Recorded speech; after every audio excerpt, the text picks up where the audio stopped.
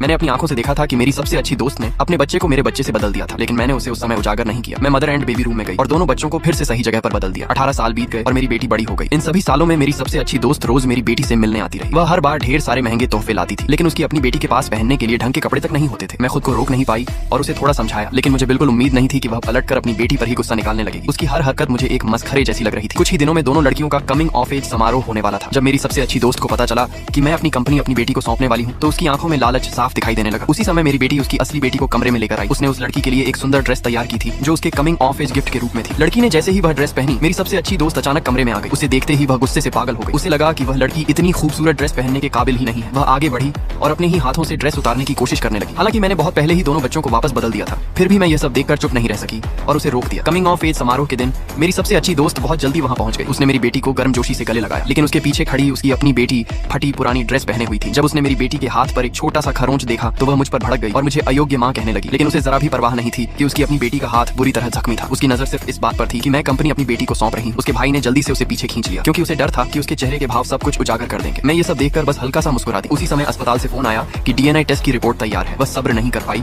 और तुरंत अपने भाई को इशारा किया कि जाकर रिपोर्ट ले आए। जब कमिंग ऑफ एज समारोह शुरू हुआ, मैंने सबके सामने ऐलान किया कि मैं अपनी कंपनी अपनी बेटी को सौंप रही हूँ। फिर मैंने साइन किया हुआ कॉन्ट्रैक्ट अपनी बेटी को दे दिया। मेरी सबसे अच्छी दोस्त खुशी से पागल हो गई। वह मंच पर दौड़ती हुई आई और अपनी ही बेटी को एक तरफ धक्का दे दिया। उसने कहा कि उसके पास मेरी बेटी के लिए एक खास सरप्राइज है। मैं उसे बस चुपचाप देखती रही। उसे जरा भी अंदाजा नहीं था कि असली तमाशा अब शुरू होने वाला है।